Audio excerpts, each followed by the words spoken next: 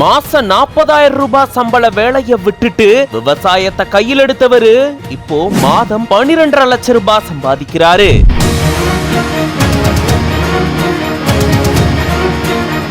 வீட்டுல இருக்கிறவங்க நண்பர்கள் எல்லாரும் எதிர்த்தாலும் இளைஞரா விவசாயத்துல பல கோடி ரூபாய் சம்பாதிக்க முடியும்னு சாதிச்சு காட்டியிருக்காரு.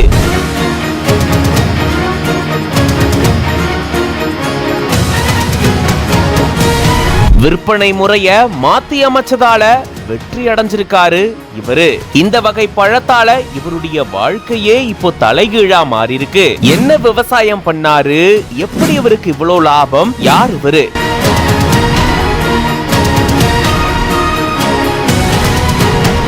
மகாராஷ்டிரா மாநிலம் தவுண்ட் அப்படின்ற பகுதியை சேர்ந்தவரு சமீர் தோம்பே அப்படின்றவரு. புனேக்கு கொஞ்சம் பக்கத்தில் இருக்கக்கூடிய ஒரு பகுதி தான் இது. இவருடைய கிராமத்துல இவரு அத்தி மரங்களை பயிரிட்டு அதன் மூலமா அத்தி பழங்களை விற்பனை செஞ்சு இப்போ பல கோடி ரூபாய் லாபம் ஈட்டியிருக்காரு.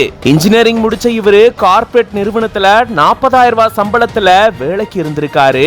இந்த சூழல்ல தான் தன்னுடைய மாதம் 40,000 சம்பளம் வரக்கூடிய வேலையை உதறி தள்ளிட்டு விவசாயத்தை கையில் எடுத்திருந்திருக்காரு. அப்போ இவருடைய குடும்பத்தார் விவசாயம் அப்படின்றது நிலையானது கிடையாது, அதனால விவசாயத்துக்கு போக வேண்டாம் அப்படின்னு சொல்லி தடுத்து இருந்திருக்காங்களாம். சுத்தி இருக்கக்கூடிய எல்லாருமே நெகட்டிவா பேசினாலும் விவசாயத்துல தன்னால சாதிக்க முடியும் அப்படின்னு சொல்லி வழக்கமா எல்லாரும் பண்ற விவசாயத்தை எடுக்காம அத்தி பழங்களை பயிரிட்டு அதன் மூலமா லாபம் ஈட்டி இருந்திருக்காரு. அதே போல வழக்கமா ஒரு மார்க்கெட்டுக்கு போய் மொத்தமா விற்பனை செய்யாம இவர் ஒரு வித்தியாசமான முறையை கையாண்டிருந்திருக்காரு. அத்தி பழங்களை 1 கிலோ அளவுல ஒரு பெட்டியில போட்டு அதை தனித்தனியா பல வகையான மார்க்கெட்டுகளுக்கு விற்பனை செஞ்சிருந்திருக்காரு. சிலரோட டைப் பண்ணி இவர் இந்த மாதிரியான வித்தியாசமான விற்பனையை கையாண்டதாலதான் இவருக்கு நல்ல லாபம் கிடைச்சிருந்திருக்காம். அதுலயும் குறிப்பா COVID-19 லாக்டவுன் அப்போ தன்னுடைய வாடிக்கையாளர்களுக்கு விற்பனையை வாட்ஸ்அப் மூலமா செஞ்சிருந்திருக்காரு. இதன் மூலமா 13 லட்சம் ரூபாய் வரைக்கும் லாபம் ஈட்டி இருந்திருக்காராம். இப்படி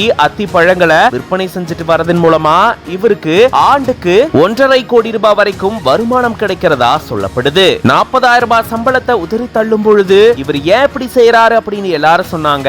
ஆனா இன்னைக்கு விவசாயத்தின் மூலமா பல கோடி ரூபாய் சம்பாதிச்சு சாதிச்சு காட்டியிருக்காரு. தண்ணீர் பிரச்சனை, மழை பிரச்சனைன்னு பல பிரச்சனைகள் சவால்கள் வந்தாலும் அதை கடந்து சாதிச்சு காட்டியிருக்காரு. படிச்ச இளைஞர்கள் விவசாயத்துக்கு வரணும் அப்படின்றதா சமீருடைய ஒரு கோரிக்கையாகவும் இருக்கு. இது பத்தின உங்களோட கருத்துக்களை கமெண்ட்ஸ்ல சொல்லுங்க. மேலும் பல செய்திகளுக்கு பிஹைண்ட் பேஜை ஃபாலோ பண்ணிக்கோங்க.